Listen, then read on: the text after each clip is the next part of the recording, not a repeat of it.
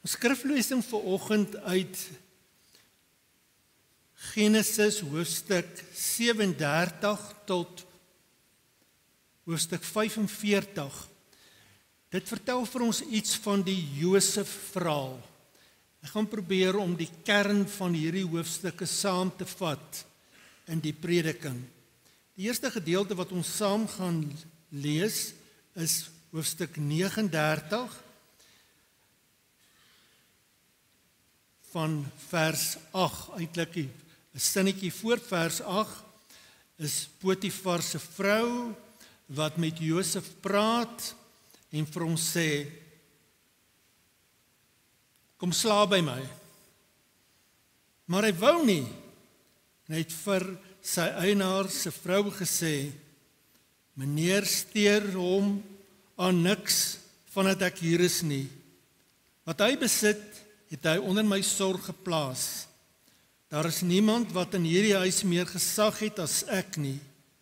Meneer het niks van my teruggehou nie, behalwe vir u, want u is sy vrou. Hoe kan ek so 'n verkeerde ding doen? Ek sal mos teen God sondig. Dan hoofstuk 45.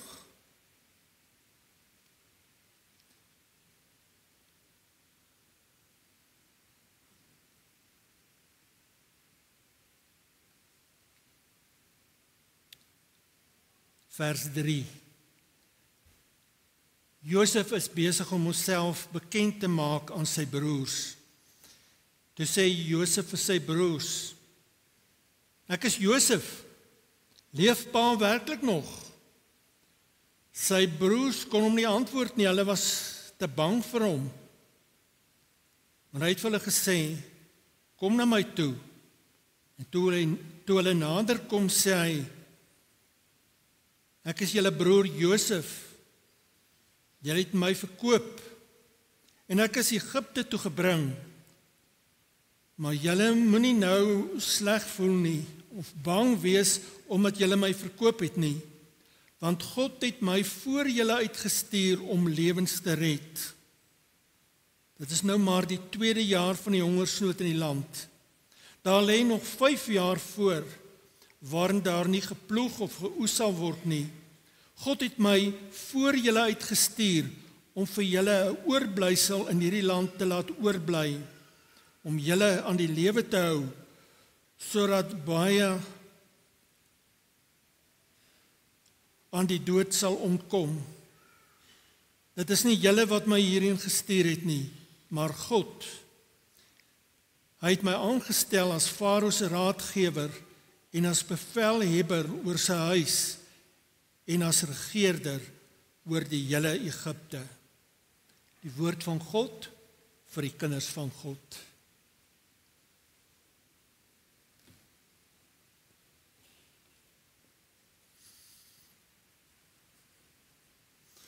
Die lewe is mooi en goed.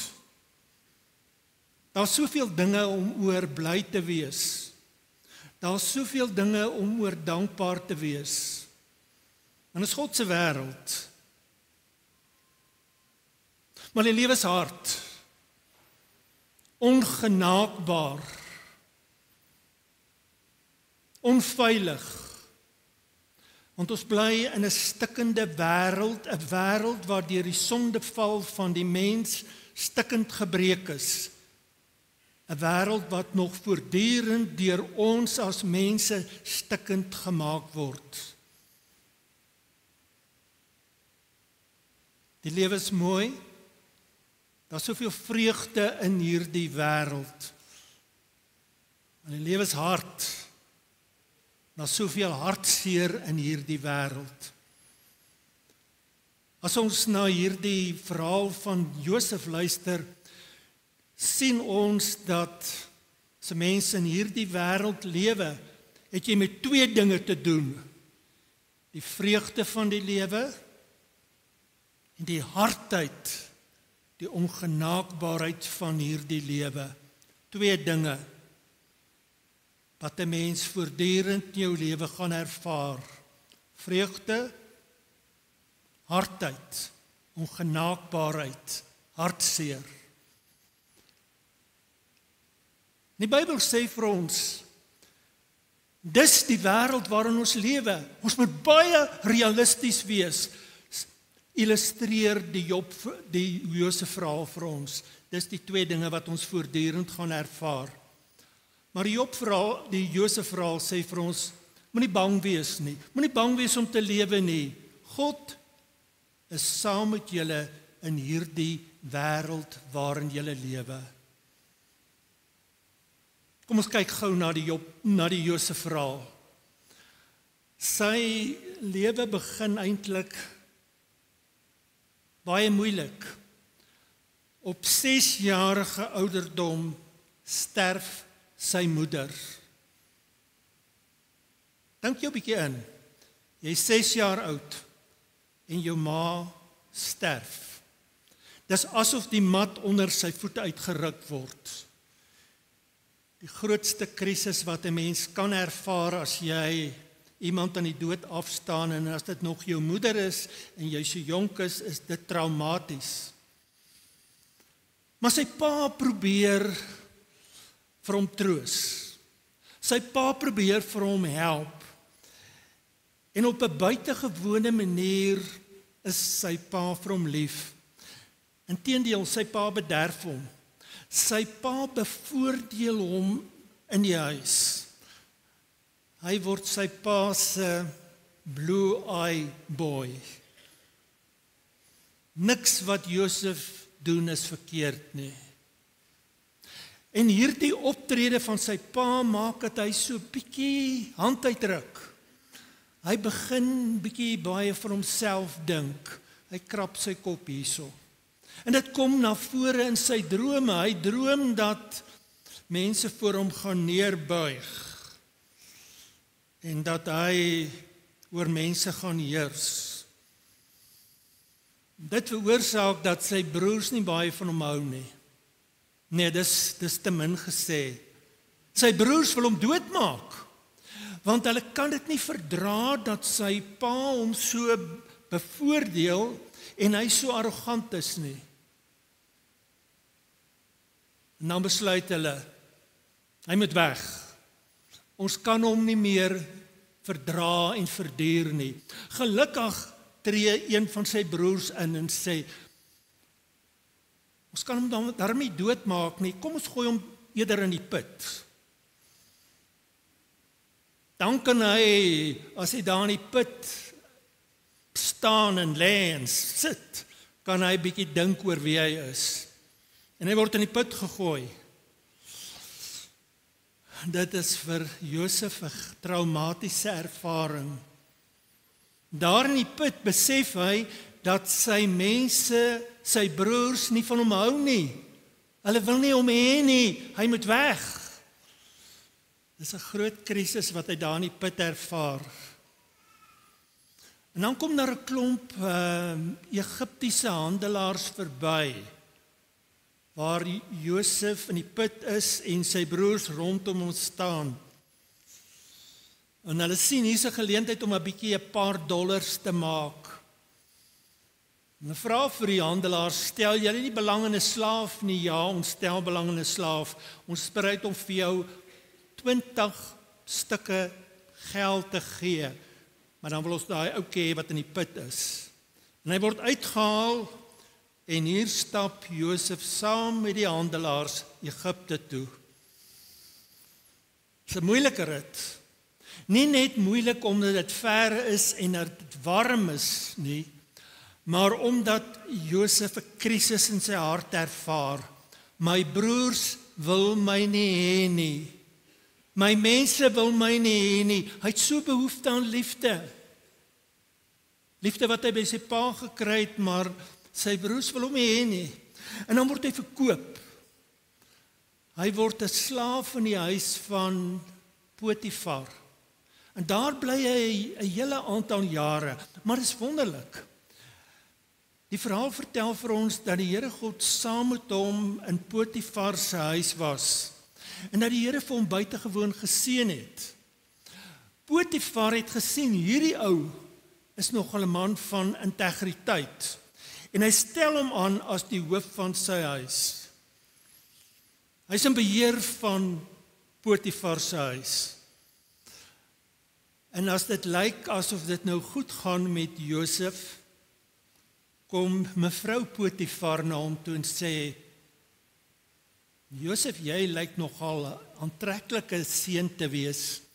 Kan ons nie saam bed toe gaan nie? En Josef sê, mevrou, jou man het my aangestel as hoof van jou huishouding. Ek kan dit mos nie doen aan hom nie. Maar belangrik, ek kan dit mos nie doen aan God nie. Dit gaan teen my grein in. Ek sal die Here se hart breek. Nee, mevrou, kan dit nie doen nie. En hy het nog nie klaar gepraat nie. Toe skree Potifar se vrou en sê, hierdie ou wil my in bed toe vat, hy wil my verkrag. En dan word Josef onregverdiglik gevange geneem en in die tronk gestop. Onregverdiglik gebeur hierdie ding met hom. En as hy in die tronk is, lees ons dat die Here God by hom is. Dat die Here hom in die tronk voorspoedig maak. Die tronkbewaarder sien hier is 'n man van integriteit en hy stel vir Josef aan as die in beheer van die tronk. En daar in die tronk floreer Josef. Die Here gee vir hom besonderlike gawes om drome uit te lê. Hy lê die drome van die bakker en die skinker uit en so word hy bekend. En dan kry Farao, die leier of die koning, die heerser van Egipte 'n droom. Sy mense, sy towenaars kan dit nie uitlê nie. En omdat hulle dit nie kan uitlê nie, word hulle doodgemaak. En hulle roep vir Josef om die drome uit te lê. En Josef kom na vore, hy sê, sy edele, ek weet wat hierdie drome beteken, daar gaan 7 moeilike jare wees, en daar gaan 7 goeie jare wees. Die goeie jare eerste en dan die moeilike jare. Die keiser en die Farao vra vir hom, nou maar, wat maak ons hiermee, Josef? En Josef sê, ek dink wat ons moet doen is, ons moet die goeie jare se oorvloed bymekaar hou, ons moet skure bou, ons moet dit wegbere, sodat as die moeilike jare kom, ons genoeg kos kan hê vir die moeilike jare. Maar ek weet nie, wie gaan dit hanteer nie. En Farao sê natuurlik, man, jy gaan dit hanteer. Ons stel jou aan as onderkoning van Egipte. Jy is die projekleier van hierdie projek. Voortaan is jy in beheer van hierdie moeilike jare en hierdie goeie jare. En dit lyk asof die ding gedraai het vir Josef. Want hy word onderkoning. Hy kry 'n groot status. Dis heerlik. Maar dis nie net lekker nie, want Josef het as herderskind grootgemaak. Hy's nou tussen die elite van Egipte en die Egiptenare spot met die herders. Hulle sê, hulle is 'n klomp vuil mense. Hulle bad nie genoeg nie. Hulle is eintlik bietjie agterlik. Hy hoor voortdurend dit. En terwyl hy met die Egiptenare praat, hoor hy hoe hulle dink wat vir hulle belangrik is. En dis nie vir hom lekker om dit te hoor nie. En Josef besef ook, hy moet die hele tyd in sy spore trap, want as hy iets verkeerd doen, kan Farao sê, weg. Nie net weg nie, jou keel is af. Maar ten spyte van al hierdie spanning, floreer Josef. Dit gaan eintlik goed met hom. En hy sit hierdie projek aan die gang. En duisende mense word van 'n hongerdood bevry. Hoe is dit vir Josef moontlik om al hierdie dinge deur te maak. Hierdie swaar kry wat hy deurgemaak het, hierdie lyding, hoe is dit vir hom moontlik om alles deur te maak en nie in mekaar te val nie? Die Genesis skrywer gee die antwoord met 4 woorde. Die Here God was saam met Josef. Oral waar hy was die Here God saam met Josef. In die Ou Testament word daar verskillende benaming gebruik om God aan te dui. En die naam wat gebruik word om God aan te dui in hierdie verhaal is Jahwe. Jahwe beteken God is die verbondsvolk. Hy is die God. Hy is die verbondsgod wat vir Israel uitgekies het om sy verlossingsplan hier op die aarde in werking te stel. En voortdurend sê die Genesis verhaal dat die Here God saam met Josef was. En dat die Here vir hom geseën het. Ten spyte van al die spanning wat hy gehad het die Here vir hom 'n rustigheid en 'n kalmte gegee. Was die Here by hom gewees? Het die Here vir hom gehelp om nie in mekaar te val ten spyte van alles wat na hom toe gekom het nie. Maar lees ons dat die Here God ook daar waar hy was, daar was die Here se seëning oor hom. Toe hy in die tronk was, eerstens, toe hy by Potifar in die huis was, het die Here in Potifar se hart gewerk en Potifar was baie goed vir Josef. Hy het hom aangestel as die hoof van die gesin, hoof van die huishouding. En Potifar se huishouding het floreer, want die Here se seëning was daar waar Josef was. En toe hy in die tronk was die Here weer by hom gewees. In daai moeilike omstandighede seën die Here vir Josef en help hy hom om nie in mekaar te stort nie. Help hy hom om daar te floreer, want die hoof van die tronk gee weer vir hom die verantwoordelikheid. Jy kan in beheer wees van al die mense. Jy gehoor wat sê die Bybel? Heeltemal anders as wat ons dink oor God se seëning. As ons dink aan God se seëning, dink ons, God se seëning beteken dat ek altyd gaan floreer, dat ek min of meer 'n miljonair sal wees of 'n biljoenêr. Dat ek nooit siek sal word nie, en as ek siek sal word, moet daar net 'n gebedjie gebid word, dan gaan ek gesond word. Ons het die idee, God se seëning beteken, ek kan net soveel kinders kry as wat ek wil hê, en my kinders gaan almal Victor Ladorms kry of gaan doeksleerlinge wees. Dis ons idee van God se seëninge. God se seëninge beteken, dit gaan net altyd goed gaan met jou. En as dit nie goed gaan met ons nie, het ons vra oor God. Dan sê ons, maar Here, dit werk mos nie so nie. U is dan 'n God van liefde. Hoekom gaan dit so sleg met my? Ons kan selfs so ver gaan om te sê, dit lyk nie vir my asof my godsdiens werk nie. Ek kry niks vir my toegewydheid aan die Here nie. Kyk hoe sleg gaan dit met my. Die Josef verhaal sê vir ons, dis 'n verkeerde idee van God se seëninge. God se seëning beteken nie dat jy gewaarborg word dat dit altyd met jou sal goed gaan nie.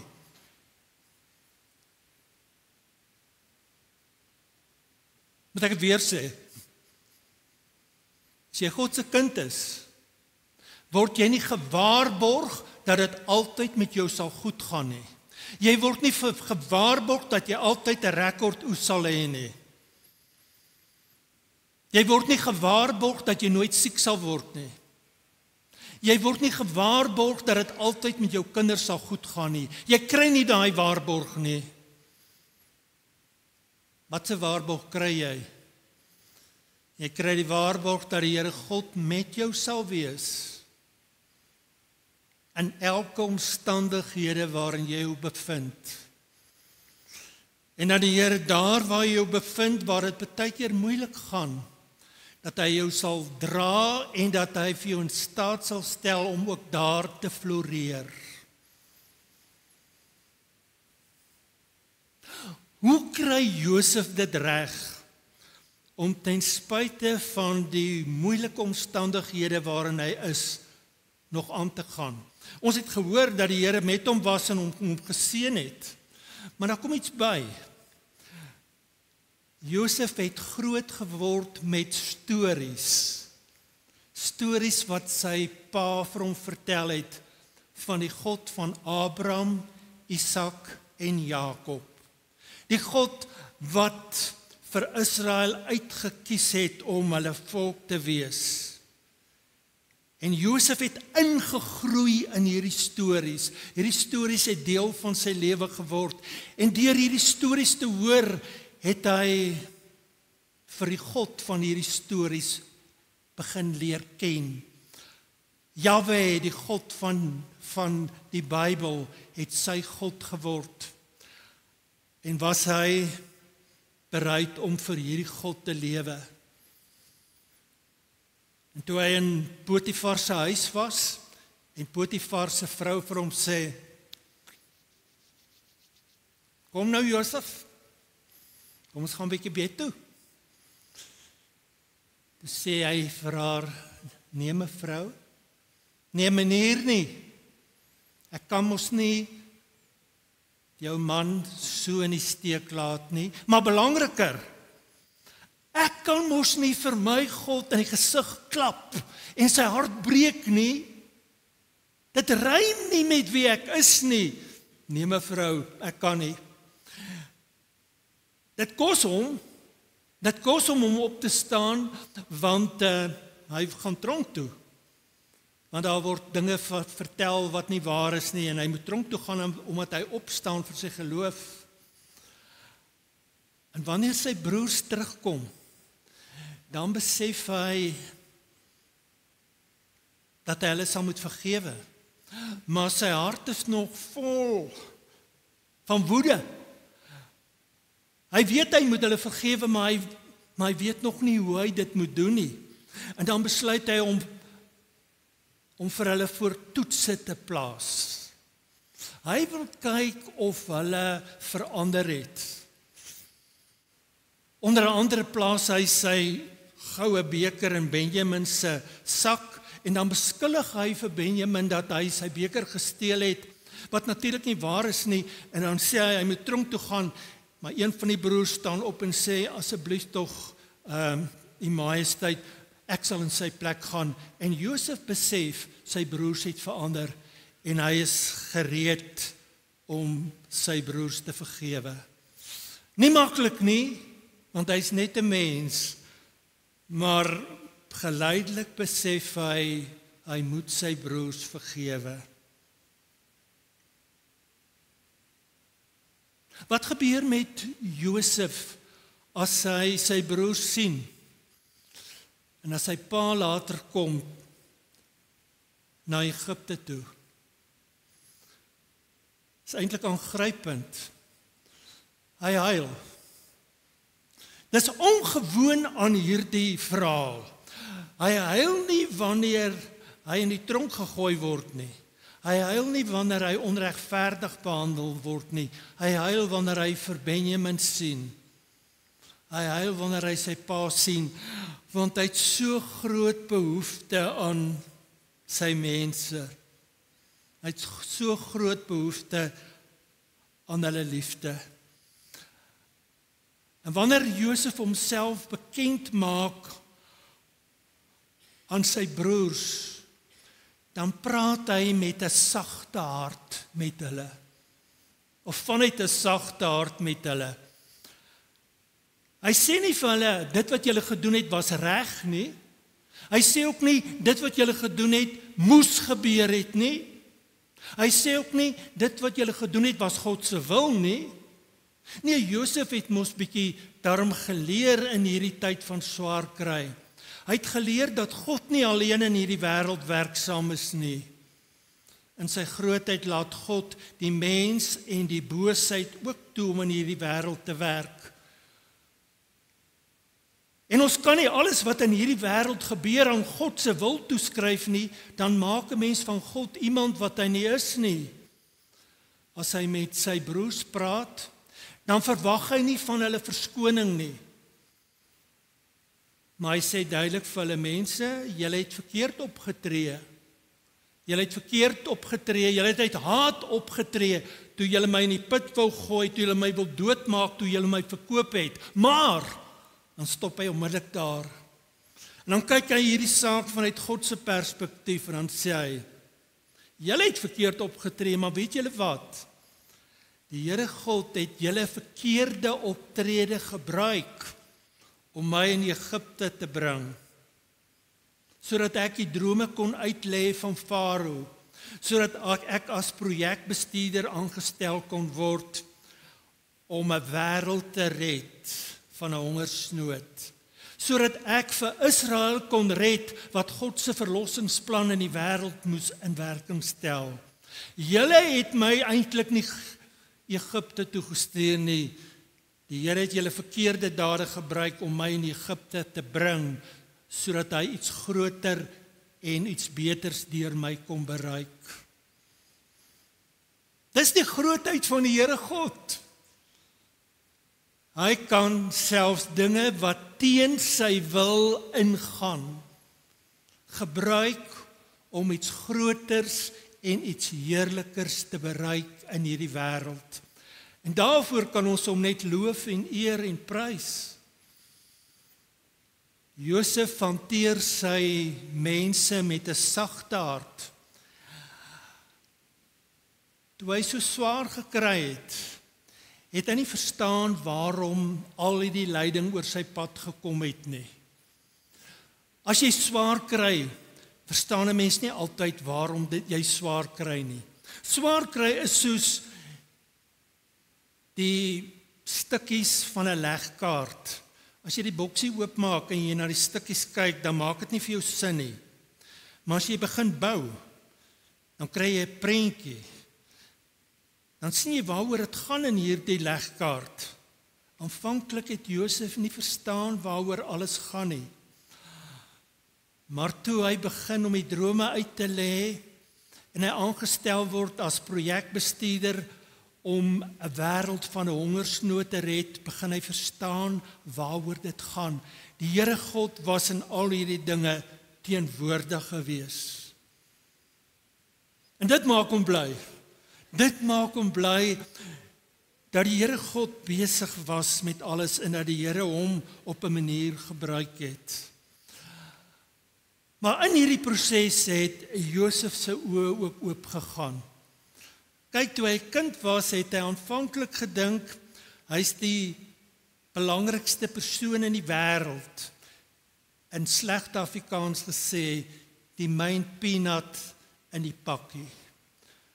Hy het verskriklik baie van homself gedink. Maar deur hierdie proses van swaar kry het hy geleer. Dit gaan nie in die eerste plek oor hom nie. Dit gaan oor God. Dit gaan oor die volk Israel wat die Here wil gebruik om sy verlossingsplan in die wêreld sigbaar te maak. En Josef het begin nederig word en hy het besef die sin en die betekenis van die lewe is om nederig te wees, om 'n instrument in God se hande te wees. En dit het vir hom vreugde gegee. Wat wil die Josef verhaal vir ons sê? Die lewe is mooi. Daar's soveel mooi dinge in die lewe. Daar's soveel mooi dinge in die lewe waarvoor jy dankbaar kan wees. Maar die lewe is hard.